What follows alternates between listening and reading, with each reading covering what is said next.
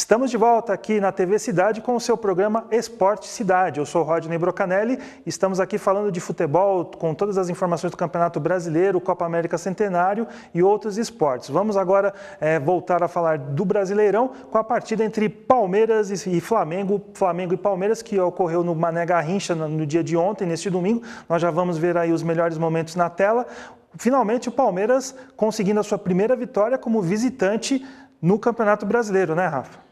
Finalmente, primeira vitória do Palmeiras fora de casa, o Palmeiras que vinha contestado justamente pela irregularidade, dentro de casa ia muito bem, fora nem tanto, e o técnico Cuca comemorou bastante pelo fato justamente de ser a primeira vitória fora de casa. Deixa eu só fazer um adendo, Alan Patrick jogou pelo Palmeiras, que não teve praticamente grandes oportunidades, e agora no Flamengo é titular e fez esse gol aí, a lei do ex. Ele que foi revelado pelo Santos, teve uma passagem apagada realmente pelo Palmeiras, titular do Flamengo e importantíssimo jogador no Flamengo nesse momento. O começo de jogo bem forte, bem forte mesmo por parte das duas equipes. Logo aos 3 minutos o Gabriel Jesus abriu o placar e aí a gente vê o primeiro erro de arbitragem. Né? Primeiro lance de erro de arbitragem, uma mão clara. E aí, nesse segundo lance, o César Martins resolveu dar de Luis Soares, como o Luis Soares fez na Copa de 2010.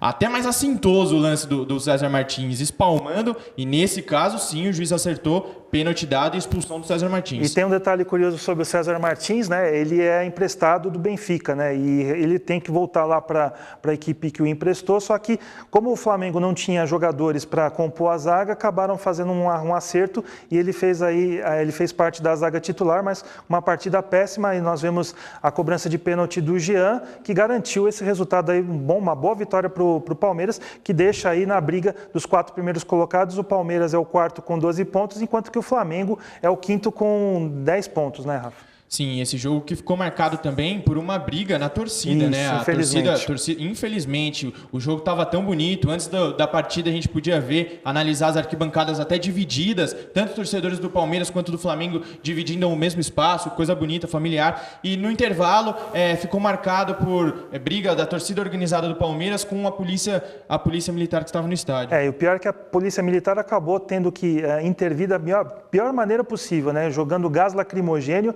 Isso afetou não só os jogadores, mas a torcida, e a imagem triste que está circulando aí pela internet, nós vamos ver muito, é do pai tirando o garotinho, seu filho, que é deficiente físico, chorando, tá, por efeito, não só pela situação, mas talvez pelo efeito do gás lacrimogênio. Então realmente foram cenas tristes, lamentáveis.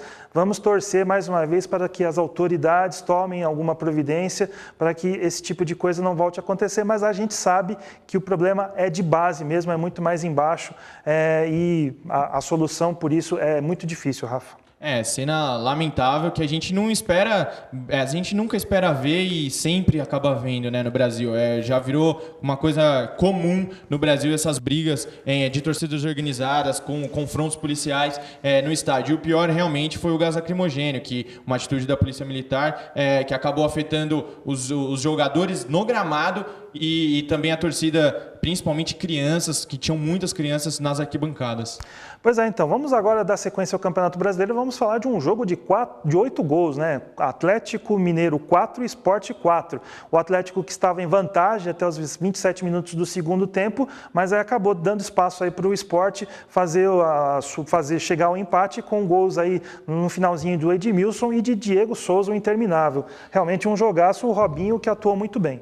Um jogaço, o Júnior Urso abriu o placar aí, o Robinho acabou marcando 2 vezes em pênaltis e realmente o Sport teve força para conseguir buscar ao menos um empate. O Sport que estava tomando de 3-1 em certo momento da partida, no finzinho, como você disse, com gols de Edmilson e Diego Souza, acabou conseguindo buscar um empate que foi muito importante, já que na última partida venceu o clássico contra o Santa Cruz. É importante essa sequência. Você disse aqui na última edição que o Edmilson era contestado pela torcida, mas agora eles não têm do que reclamar, né? 2 jogos, 2 gols, um excelente aproveitamento aí desse jogador que já passou por diversos times, Palmeiras, Vasco, entre outros. Sim, o Edmilson que chegou muito contestado. A torcida ficou enfurecida com o Oswaldo de Oliveira porque pedindo reforços de peso, chegou o Edmilson. A torcida não gostou muito não, mas realmente, em 2 jogos, 2 gols, e ainda mais um gol importante contra o Santa Cruz e também na reação de ontem, a torcida já começa a olhar, a enxergar o Edmilson com outros olhos, pode ser muito importante ao longo da temporada. E o Diego Souza, o interminável Diego Souza aí, fazendo gols importantes, daqui a pouco a gente vai ver aí o gol que garantiu o empate, e o Marcelo Oliveira realmente também aí claudicando no seu começo aí com o Atlético Mineiro, ele também entrou numa fria, né? O Marcelo Oliveira, que entrou após a eliminação do Atlético na Libertadores, saiu o Aguirre, veio o Marcelo Oliveira. Nem acho que era a melhor opção do Atlético, não, porque o Marcelo, apesar do título da Copa do Brasil, não foi bem no Palmeiras, na minha opinião, ao longo da trajetória. E não consegue vencer o Atlético do Marcelo. Não consegue vencer, sofre bastante nas últimas partidas. Desde que o Marcelo chegou foram 5 partidas. Sofre bastante, é bem complicada a situação atual. Um golaço de falta do Diego Souza, realmente um resultado muito expressivo aí do Sport, que tenta aí recuperação no Campeonato Brasileiro. Bom, vamos falar agora das equipes gaúchas, né? O Grêmio, que é o segundo colocado do Campeonato Brasileiro, recebeu a Ponte Preta lá na sua arena, teve dificuldades, pegou um adversário bem fechado, bem armado, mas conseguiu um gol, o salvador do Luan, quase que no final da partida. Então, com isso, o tricolor gaúcho acabou vencendo pelo placar de 1-0. O que nós podemos falar desse jogo, meu caro Rafa? O Grêmio conseguiu a vitória só nos momentos finais da partida e um chutaço do Luan de fora da área. O Luan que assumiu a responsabilidade, bateu de fora da área com a perna canhota, que não é a boa, e acabou acertando um belo chute. Nossa, que lance de MMA esse aí do Cleison, assim, né? Lamentável, né? Olha o golaço do Luan, conseguiu acertar uma bela bola já no final do jogo, garantindo os 3 pontos importantes para o Grêmio, que segue na liderança, né? Pois é, finalmente o pessoal acertando os chutes de fora da área aí, realmente é algo que falta muito ao futebol brasileiro, e o Luan foi bastante feliz. Vamos falar também, agora a gente está terminando de ver o gol do Luan, vamos falar também da derrota do Internacional. Internacional que era líder e agora caiu para a 3ª colocação. A gente sempre vem repetindo aqui, esse time do Internacional não é confiável. É um time que atrás tem muita marcação, mas só que na frente tem pouca criatividade. Então realmente é um time que vence as suas partidas, mas não convence. Eu já cansei de falar isso aqui. A gente diz isso desde as finais do Campeonato Gaúcho, que a gente começou a comentar sobre o Internacional. É um time que consegue alguns resultados, muitos resultados por sinal, mas não apresenta um futebol que a gente confie, como você diz. Não dá para confiar exatamente nesse Inter. Hein? Um golaço do Marinho. O Marinho que foi o melhor jogador da partida, distribuiu 2 chapéus em sequência, foi o armador. Aí, a gente viu agora o primeiro chapéu do Marinho.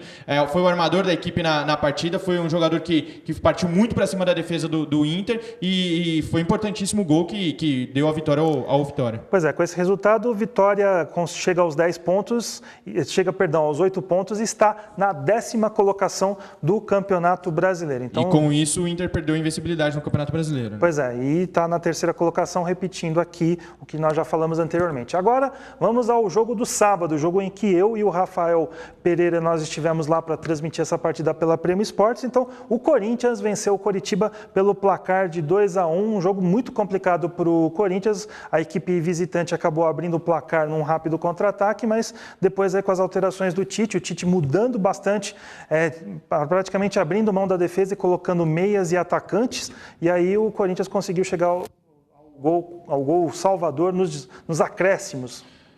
O primeiro tempo foi bastante truncado pelo meio de campo, as duas equipes povoando muito o círculo central do gramado. O Corinthians tentava penetrar, não conseguia, começou a buscar alguns lançamentos. O Christian, por exemplo, buscou várias vezes o Fagner pela direita, na maioria delas não conseguiu sucesso. E ele já tinha feito isso contra a Ponte Preta com muito sucesso. Quando a equipe marca bem no meio campo, a solução para o Corinthians é lançar pelas pontas. E isso não deu certo no sábado. No sábado não deu tão certo. O Fagner não conseguia criar jogadas a partir dos lançamentos do Christian. E aí a gente vê no contra-ataque, o Coritiba conseguiu abrir o placar aos 45 do primeiro tempo. Com Negueba, que pode ter feito sua última partida pelo Coritiba, deve se transferir ao Grêmio. Isso vai ser resolvido aí durante essa semana.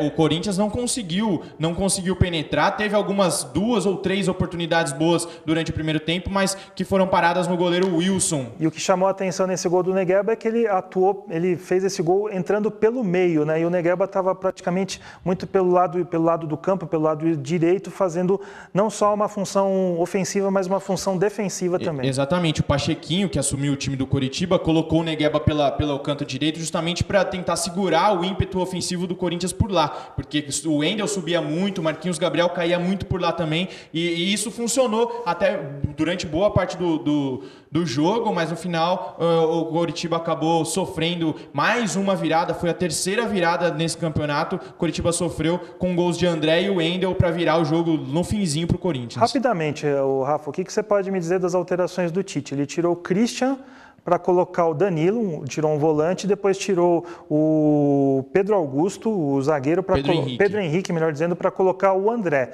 Na hora até na transmissão da Premier Sports eu falei que ele tinha tirado um outro jogador, o Luciano, para colocar o André. Então eu quero fazer essa correção. Rapidamente, o que você achou dessas alterações? Olha, o Tite foi ousado, foi muito ousado, mas o Tite conhece o time que ele tem, né? O Tite, o gol do André? O gol do André, o gol aos 44, o gol de empate do André. Então, o Tite conhece muito o time que tem. Eu acredito que o Tite já sabia o que o time poderia fazer com essas alterações. Foi ousado e teve um bom resultado. O André entrou bem, o André que poderia ter se transferido para o Sport acabou ficando no Corinthians, entrou com mais garra na partida de sábado, conseguiu fazer o gol de empate, aí o gol do Wendel, o Wendel que deu assistência para o gol do André, acabou finalizando de cabeça a virada aos 49 do segundo tempo. Pois é, um jogo sob muita chuva lá na Arena Corinthians, então realmente nós registramos aí essa vitória de virada do Corinthians. E Rafael e telespectadores aqui da TV Cidade, eu quero encerrar hoje de uma forma diferente. Nós vamos registrar a morte de um grande nome do pugilismo internacional, um nome do esporte, Muhammad Ali, que morreu na última sexta-feira aos 74 anos. Morreu devido a um choque séptico, que foi a causa da morte dele. E o funeral acontece nessa sexta-feira em Louisville, que fica no estado de Kentucky. Então, realmente, ele tem aí um grande serviço prestado não só para o esporte, mas pela luta dos direitos civis dos Estados Unidos. Ele foi um combatente não só pela luta dos direitos civis, mas também um ativista contra a questão da igualdade racial. Então, uma enorme perda aí não só para o esporte, mas também para o planeta. Muhammad Ali. Rafa. O corpo do Muhammad Ali, que chegou nessa madrugada a Louisville, como você comentou, o cara é o nome do esporte no século XX e até hoje, inclusive no pugilismo, né? Ele foi muito bem, é um nome, é um fato histórico para o esporte mundial, é um dia de luto para o esporte mundial. Pois é, então, 3 vezes campeão dos pesos pesados e também 2 vezes medalhista olímpico. Então, esse é o registro de Muhammad Ali. Rafa, muito obrigado. Obrigado, Estaremos de volta na quinta-feira. Eu agradeço, então, a audiência de todos. Fiquem com a gente. Lembrando que nós também estamos no site rdpremioesportes.com com as nossas transmissões e lá também tem muita informação esportiva para você. Na quinta-feira estaremos de volta sempre a partir do meio-dia. E eu deixo, então, um abraço a todos. Fiquem com Deus e até a próxima.